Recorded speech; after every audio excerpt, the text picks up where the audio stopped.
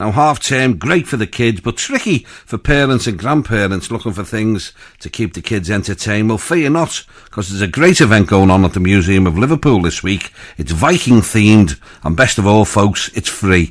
Well, Dean Patton, who's the archaeology coordinator for Big Heritage, and Linda Ray, who's a Viking lady, has joined me in the studio to tell us more. I knew a trip over the word archaeological there. Yeah, it's a bit of a mouthful, isn't it? So, first of all, do you just tell us a little bit about what's going on there? Why the Vikings, first of all? Well, we know Merseyside's got a fantastic Viking history. There's a lot left from the stay, if you like, here, from our place names to stone sculpture to even some fantastic silver hoards. So we've got a good legacy of the Vikings here in the area. So, I mean, we've always had a strong link with Vikings. When we talk about our history, as you say, and we talk, to Ken Pye and Frank Carlisle, there's great stories and great tradition about this, isn't it? Well, it's not just in this area. I mean, if you open a window, if you eat a piece of cake, then you're using the Old Norse Viking word. It's kind of in our genes, literally in our genetics as well. But I mean, one thing the Vikings didn't leave behind much was a signal, a trace that they even existed. They were fantastic recyclers. They were fantastic reusers of the things. Not like the Romans, who were there, 1,000 years before them, who leave a lot of pottery, a lot of waste, and it's great for the archaeologists, don't get me wrong, but as a lifestyle, the Vikings had a very green agenda. They certainly reused much of their stuff, so it's very difficult to find some of the... So these are almost eco-Vikings? Well, very much so. That's the name of our project, Eco-Vikings, and we've partnered up with Merseyside Recycling and Waste Authority, who are kind of modern-day eco-Vikings, and they've asked us to work with the Museum of Liverpool to come up with a bit of a project to get kids interested in how the Vikings recycled and how they can be recycling themselves. So on Thursday we're going to be at the Museum of Liverpool with a team of our eco-Vikings, and we're going to have children making Viking jewellery out of recycled materials, and also learning a little bit about how the Vikings would have recycled in their lives, and also a few hints of how they could be a bit more like the Vikings themselves, but without the pillaging. I think this is a great idea, because this is almost like bringing a history lesson to life, isn't it? Oh, very much. I mean, we're very fortunate. We have real living Vikings with us, and we've got Linda, our Viking lady, here today. She looks good for 1,000 years as well. She's 1,000 years old, and she doesn't look a day over 900, so she's here today. She can give us a few hints and tips of how the Vikings actually did the recycling. So just, I mean, eco-Vikings, we're all today very conscious about recycling and stuff like that, but it's obviously not a new thing then, Lyndon. I have no idea what eco-Viking means. Where I live, where I come from, you used everything up because there wasn't any more. Everything that you had to produce yourself. So if you made something like a piece of material, you cut it very carefully because you wanted as much over as you possibly could, because that might make a dress for the baby. And when that dress was finished, you didn't throw it away and go to Primark and buy another one. You would recycle that down, and your daughter would wear it, and then the baby would wear it, and then it would be a dish mop, and so on. We weren't green. We didn't have that as an agenda. We had it because it was the only way we could possibly exist. And I always feel that if you aren't very careful, you're going to end up in the same boat. So you've done it out of necessity as a Viking? Absolutely. It was the best way to live. And it proves that it works because we left hardly any evidence. We didn't have rubbish. No. So we didn't need bins. Did you have more skills in them days? Oh, yes. Everybody would grow up knowing how to do stuff. We didn't have childhood as you know it. Children would be busy learning the things that would keep them alive. So children who didn't work weren't fed.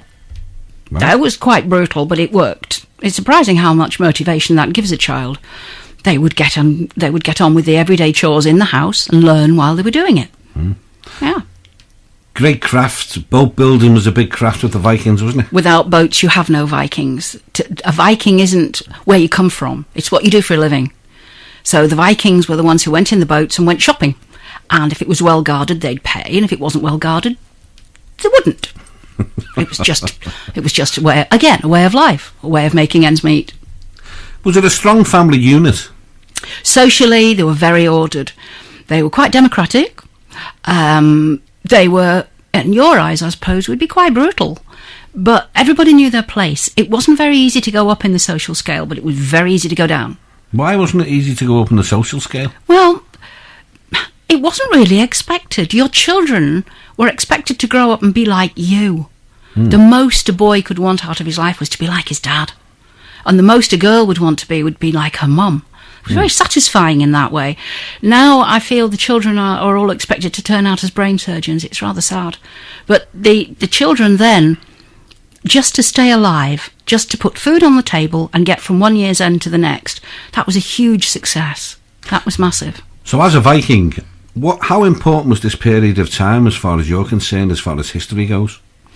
We owe so much in this country to every people that enters this, that comes in. We're an island, and we survive on the import of new ideas, new concepts, new cultures.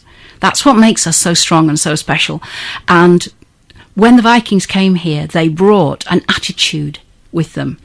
They brought Parliament, just the very idea of voting for things, of getting everybody that was anybody to decide stuff.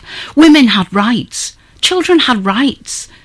We brought in a lot of concepts that we aren't credited with.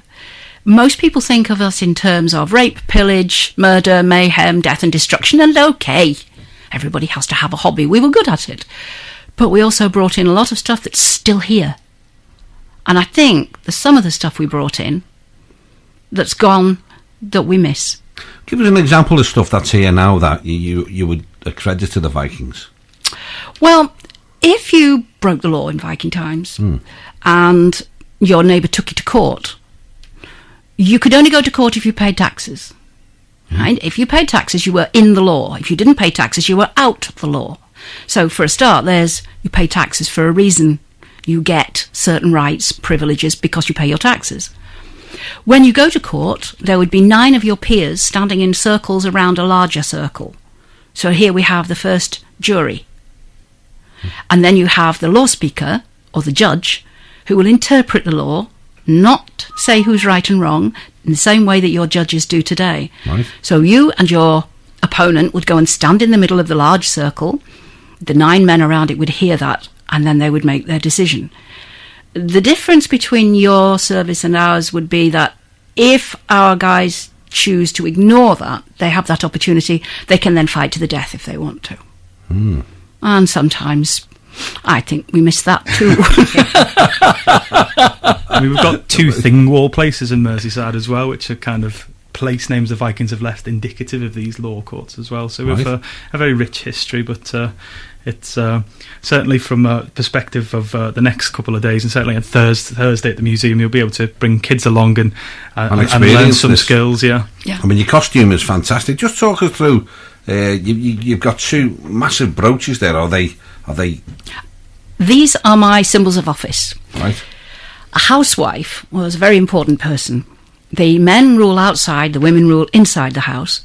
And these are the symbols that in the house, I'm the head woman. I see. I am in charge. So the buck stops here, if you like. I have a set of keys, and those are my brooches, mean that if anything in the house goes wrong, it's my fault. Right. That's it. Huge responsibility. Well, there you go. Not a lot's changed over the years then. So here we go. Thursday, this is the place to be at the World Museum. No, we're at the Museum of Liverpool on the dock. So we're in a room there. We're going to be there throughout the day, completely free. Just drop in and say Vestu Heil in Old Norse, and I'm sure you'll get a smile in return. Folks, great to see you today. Good luck with it. And just turn up. No need to book. No need to book. You can find out some more information at bigheritage.co.uk, but it's going to be on for the rest of the day, all day Thursday, and there'll be more info on the website. Okay, that's Dean Patton from Big Heritage, and Lyndon, our Viking lady, will be over there as well, of course, bringing history to life. Good luck with it, folks, and great to see you.